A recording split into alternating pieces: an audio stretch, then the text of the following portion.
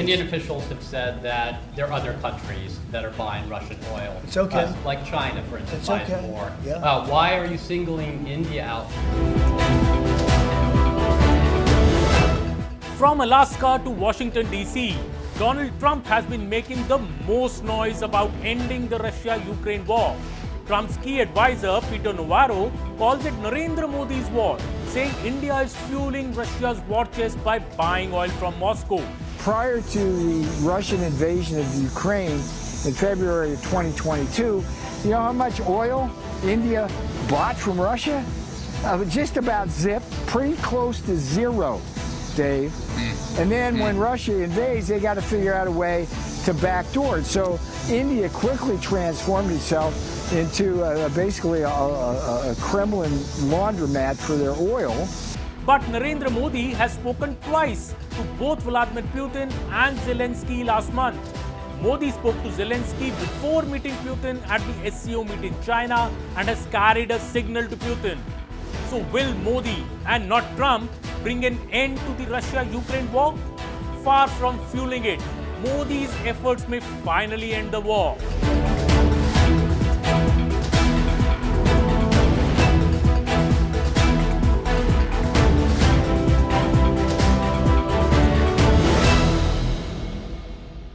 Hello viewers and welcome to Homework. I am your host Aman Sharma. Today we will dissect the efforts Modi is making to make Putin and Zelenskyy see reason and agree to his maxim that this is not the era of war. These efforts are not as loud and flamboyant as those of Trump, but they may end up being far more effective. Also, we will peel back the layers of Trump's claim that India has given a direct financial lifeline to Putin by buying Russia's oil. So stay with me till the end. The president has applied aggressive economic leverage, for example, the secondary tariffs on India, to try to make it harder for the Russians to get rich from their oil economy. Well, Modi spoke to Putin first on August 8th, stressing on ending the war with Ukraine. He then spoke to Zelenskyy on August 11th on the same lines. Then Putin called up Modi on August 18th after his meeting with Trump in Alaska and briefed him on what had transpired. On August 30th, Zelenskyy called up Modi to say he was ready to meet Putin and wanted an immediate ceasefire. And on September 1, as we speak, Modi and Putin are meeting in China. Putin is headed to India this December.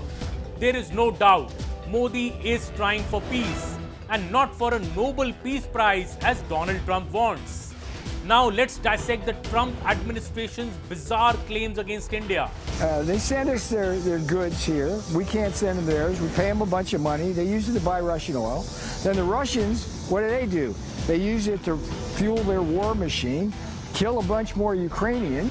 Peter Navarro, Trump's trade advisor, has accused India of fueling the Ukraine war. He called it Modi's war, arguing India's purchase of discounted Russian oil indirectly finances the conflict, forcing US taxpayers to bail out Ukraine. He labeled India's industry a global clearinghouse for Russian crude and even an oil laundromat. These moves were used to justify a steep 25% secondary tariff on Indian goods. But is this even accurate or makes any sense? No. In fact, India has helped stabilize global oil markets. Russia supplies nearly 10% of the world's crude. Had India stopped buying, barrel prices might have surged towards $200. By maintaining supply, India prevented a global fuel crisis and helped curb inflation across economies. To quote Foreign Minister S. Jaishankar, we softened the oil markets, managed global inflation.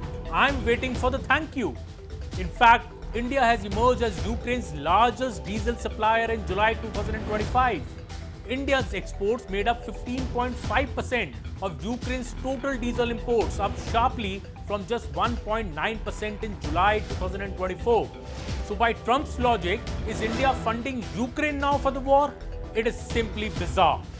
Also, US claims India uses US dollars to buy Russian oil, hence funneling US funds to Russia.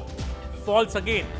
While US dollars are most preferred, most payments are routed through third-party traders and made in currencies like the UAE dirham, Russian ruble and occasionally even the yuan, when sellers insist.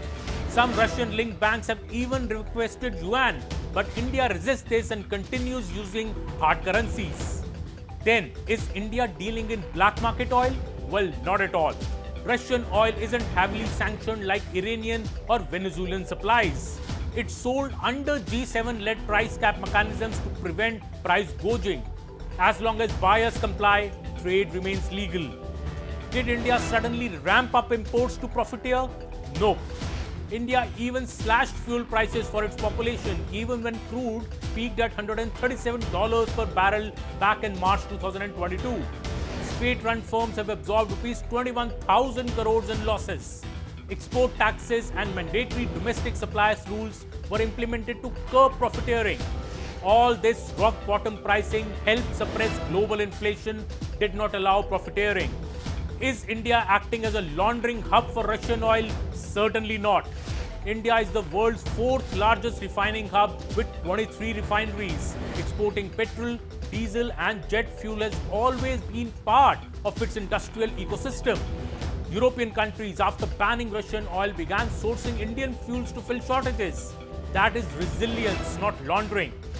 Does processing oil boost Putin's profits? Again, a firm no. Around 70% of refined fuel stays within India to meet domestic demand. Refineries which are export-oriented were set up long before the war. Export volumes have actually dipped in recent years. India's refined output serves internal needs first, not outside profiteering. Is India punishing US exporters while funding Russia? This narrative falls apart under scrutiny.